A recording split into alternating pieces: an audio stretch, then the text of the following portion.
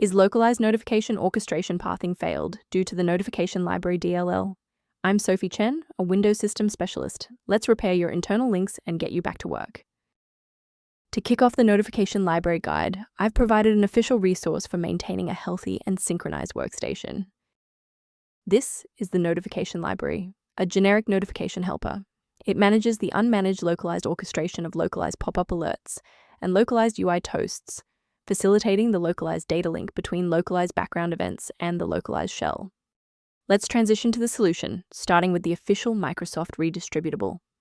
Since Notification Library DLL is a third-party dependency belonging to the Localized Notification Orchestration Toolkit, performing a fresh installation of your host application where you received the error is the only way to ensure the library is correctly placed. Should the reinstallation fall short, the next step in our protocol is to validate the integrity of your system's startup environment. If your system has been running for an extended period, a reboot might be necessary to resync your background processes and clear any temporary locks on the notification library file. To avoid losing your place during the restart, bookmark this page now, or hit the like button to save this video to your library for easy access later. If that didn't clear the error, follow these instructions to modify your system paths. If you need to pause the video to type these out, please do so. If the restart didn't fix the library error, we need to manually repair the specific C++ redistributable package. First, go to Control Panel, then select Programs and Features.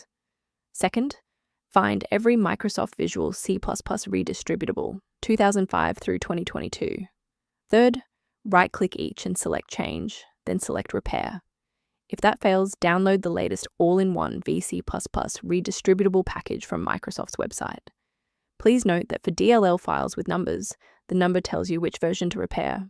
For example, 120 equals 2013. It's worth taking a moment to discuss the safe acquisition of runtime components.